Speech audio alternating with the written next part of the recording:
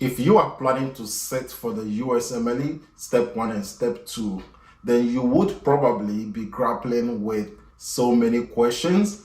One of those questions is usually, how long do I need to study for the USMLE? And so for some people who write the Step 1 first, going into Step 2, they have the experience of the prep, so it's not much of a problem. And some people also decide to write the Step 2 first, and so if you are beginning Step 2, then you need to really strategize well. If you're starting with Step 1 also, you need to really strategize well. Even though the Step 1 has been changed into the pass or fail scoring system, studying very well for Step 1 makes Step 2 better for you, because you have a better foundation going into Step 2. But it is more difficult when you lack a good foundation, when your foundation is not very good. So now let's address the timeline. If you haven't subscribed to this channel, kindly do so. This is a USMLE Booster channel, and I dedicate this channel to helping people in general. Like anyone who wants to write the steps, I put here any information that is vital to helping people ace their exams and then march into residency. So for many US students, they usually have between 6 weeks to 12 weeks between the end of their second year med school up to the time they take Step 1. So as for the US people, like, it's mostly like a requirement for them to take it, and they only have a short time. Sometimes they're allowed to extend their exam just once, but for most IMGs, it's more difficult, since we have to plan the time by ourselves.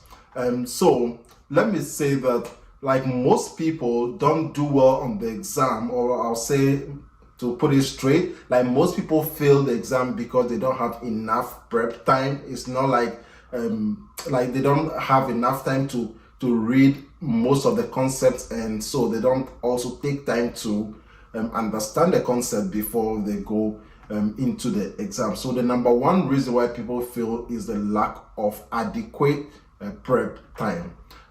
So what I have studied over the years is that most people, before they even start studying for the step, they are advised that they should register for the exam, and that is going to give them some morale boosts to start studying. And so people register for the exam, and for the USMLE, when you register, you are allowed to choose your triad, like the 3 months within which you think you can write the exam. So once you choose it, it starts counting, and then you have the chance to extend your exams date just once. And if you are not able to take it by that time you extended, then you lose your money. So because a lot of people don't want to lose their money, they go into the exam thinking that they just want to try, and then they say, I don't have enough time, I just have to take it. And this is the reason why most people fail. So my advice on this particular question is that before you register for the exam, you need to have started studying and identify the level at which you are. So before you start planning to take the exam, like, you have to know yourself, like, know where you stand. If you already have some baseline knowledge, then good for you. But if you have no baseline knowledge, then it's a problem. Like, you need to really address that. So how do we do that? So I advise people that start studying for USMLE materials, start doing UWorld First Aid Pathoma, like 2 to 3 months into your studies. Take an NBME as your baseline.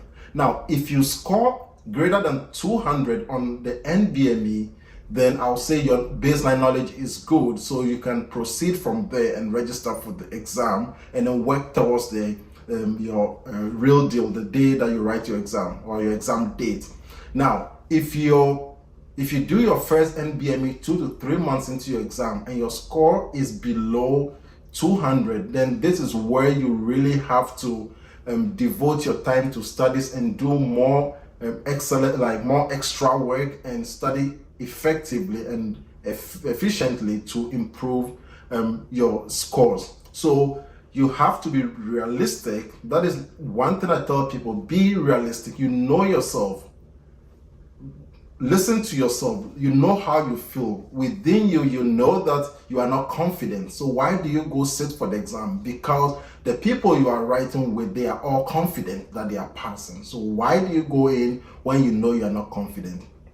It's better to lose $1,000 than to fail one of your steps, because if you fail, you are still going to register again. So why don't you just lose it, re-register, and then you avoid that fail on your steps. If you are not ready, I would advise you not to bother yourself too much.